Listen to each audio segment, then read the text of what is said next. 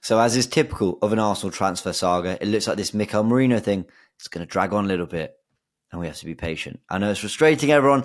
I know that we were hoping we were going to have the here we go, the Fabrizio Romano. Yep, Mikel Merino, he's joining Arsenal. I know we were hoping for the David Ornstein bomber that was going to tell us he's coming in, that we could worry about the forward. But no, Miguel Delaney from The Independent has come in and said that Arsenal and Real Sociedad are still quite far apart on their valuation of the player. Now, I know that contradicts what other maybe reports or rumours or whatever have been saying. But I think the fact is, we have to be quite honest here. This has been taking a little while. This has been dragging on. I think I was in Philadelphia on the tour when we got the big update that, Arsenal and Sociedad or Marino, whoever it was, were kind of in advanced stages. So let's try and find out everything we know and what I believe from all the reports. I mean, first of all, actually, do you know what? First of all, let's tell you what we know from about Mikel Merino from Miguel Delaney. So, Sociedad are holding out for 35 million euros, which is about 30 million pounds, 29.9. Arsenal want to pay around 25 million euros, which is 21.3 million pounds, apparently. Full details are in the article in The Independent. You can find on Miguel Delaney's Twitter or X account. Now, they go on to say that, Arsenal are anticipating this actually taking a little while. There's no guarantee that this sort of gets sorted anytime soon, really. It doesn't really suggest they're in advanced stages of this deal or in terms of agreeing a fee. What I do think is advanced and what I do think is almost sort of true and somewhat secured when it comes to this deal is Marino's wanting to come. And actually that Atletico Madrid and Barcelona aren't in this race because if there's going to be a move, it's going to be to Arsenal. I think that's where things are. I don't think Marino is desperate to leave Sociedad. I think it's a case of Arsenal, that's the move he wants. And if they agree that deal, he's got everything tied up with Arsenal in terms of, that side of the deal and getting the move done. So I'm really interested to see how this develops over the coming weeks. But I have to say weeks and not days because this is taking quite a while. Now, why would Arsenal not want to go up to, because you're probably thinking if this is the difference maker central midfielder, why not just pay 30 million? Now, sure, that's quite good value, but we all know that we're talking about a player with 1 year left on his contract. We all know that we're talking about a player who's 28 years old, who's probably in his best years now, and maybe has a few more years of his best years, but does he get much better? I mean, maybe we're coaching, but, that will obviously all be part of the discussion. But that's the big thing, really. It's the fact that there's 1 year left. And also Arsenal and Arteta and Edu, while we are sort of seeing it going, we need left eight, they're also probably thinking, well, Ødegaard, Partey, Rice started the last friendly against Lyon. You've got Jorginho, Nwaneri, Vieira, and other players who can play there if needed. Now, I think that's still quite light, for the season. But I think providing no one gets injured, we're actually maybe fine for the coming weeks. And therefore, if Arsenal really do want to get as much value as they can out of this transfer, then they're going to take their time doing it. I mean, maybe that's part of it. Maybe this will go all the way through to the final week or final days. Who knows? But what's really interesting about this as well is Arsenal could take their time on that front. Why are they so desperate to save money? Other than we're talking millions. I know in football terms, like millions is like, so what? You save 3-4 million. Why wouldn't you do it? But 3-4 million is a lot of money, right? It's a lot of money to save. And I'm sure for whatever reason, the club might want to save that. But what if part of that is to do with what else we want to do in this window? Like I've expressed frustration at the, not accepting the deal for Eddie Nketiah. The 23 million pound supposed offer that was up there with if it was part of a loan with an obligation. Why? I guess what I'm trying to say is Arsenal fans might just say, accept that Eddie deal and do this Merino deal. So you're looking at, 30 million on one end and 23 million coming in the other. But I could see why, maybe there's something here where Arsenal are going, but if we get that 30 million for Eddie and we save that 10 million on Merino, like maybe this can make a big difference for a particular player that we want later in the market. And maybe Arsenal are happy to chance it and be patient and take their time and see what happens.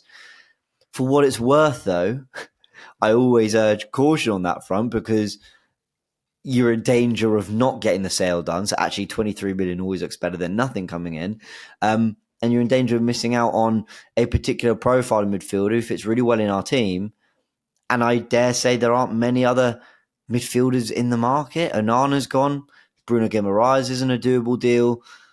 Like, who else is out there? So you are kind of in danger of losing buyers for Eddie and losing, a target in Merino that doesn't feel that easily replaceable with sort of other options. So I don't know. I keep saying it. I remain patient. I'm happy to keep waiting, mainly because deadline day is before we play City and Tottenham away. Whilst Villa's going to be difficult, no doubt Wolves and Brighton will no doubt be a test in some ways at the Emirates too. I just think we should have enough to get it done. So I'm not too stressed about the timing of this, but I can see why Arsenal fans are getting a little bit frustrated that, after all this time, it's still a case of, well, they're £10 million apart. Now, that's the update from Miguel Delaney. Let's see if more comes in. Fabrizio Romano's tone throughout all this reporting has been like the deal's close, that Arsenal and Sociedad certainly have an understanding. Arsenal and Merino certainly have an understanding. So let's see. I mean, a great point made by Miguel Delaney is that Sociedad have shown by keeping Zubimendi away from Liverpool that they're pretty resilient in the market. This isn't going to be like a just click your fingers and it's done. Just because he does have 1 year left on his deal, there's a player they won't want to replace. But it has really been going on for about 3-4 weeks now. But like with the Calafiori thing, that just took a little while, didn't it too? So I don't know why I'm smiling. I think just to make the point, people, that I'm pretty relaxed about all this. I still think Mourinho will end up at Arsenal. It's just really taking its time. And all these reports saying that fees were agreed and stuff might have been a little bit wide of the mark, but let's see. Of course, it wasn't the only stuff that came out in terms of a transfer update today. We know the Aaron Ramsdale stuff came through from David Ornstein. Now, David Ornstein said that Ajax made a loan approach for Aaron Ramsdale, but lots of reports have been saying that quite fundamentally a lot of players who have this kind of value, like an Nketiah, like a Ramsdale, they're not available to go out on loan unless it is met with an obligation to buy as well. That just means that we're getting the money at some point. We might have to wait a year for it, and Arsenal could probably figure that out financially. But at least they'd have some guarantee of the money. I think a loan with an option, certainly not something Arsenal want to do unless it's an incredible option. They're very confident that deal is going to get done. And a straight loan isn't an option at all. Now, I was actually talking to an Ajax fan who said that they're not in the best place financially. So, and I think there's something going on with Sven Mislintat that has maybe played a part in all this as well. So they're not anticipating that Ajax come back with anything more than just the loan offer. I think they maybe saw it as an opportunity because he's Arsenal's number 2 and David Raya is clearly going to be the number 1. Obviously, they sold us Tommy Setford as well. So does that play a part in their thinking, well, we know Tommy Setford's good enough. He could be a number 2. But quite frankly, Arsenal were just not in a position to let Aaron Ramsdale go on loan. There are a couple more things, and I this is such secondhand information I'm about to give you, and it might not even be true, so just please take it with a pinch of salt. But apparently Aaron Ramsdale wasn't a part of the Emirates Cup celebrations. Please correct me in the comment section below if I'm wrong, and I apologise obviously to Aaron Ramsdale if I am, but some were saying that he kind of went straight down the tunnel. So, obviously he didn't play any minutes in pre-season. It just makes you wonder, like, it just feels like he's quite distant from any plans, really, even like as a number 2. In fact, David Ornstein went as far as to say, in fact, let me double check this. He went as far as to say that we have Johan Garcia. Let me have a little look. Yeah, Espanyol keeper Johan Garcia is a potential replacement. So we've even sounded out a replacement. Like, we're kind of ready to go in case Ramsdale does leave. All this tells me that actually, where you asked me a week ago, is Aaron Ramsdale staying? I'd have said, yeah, probably, because there's no buyers.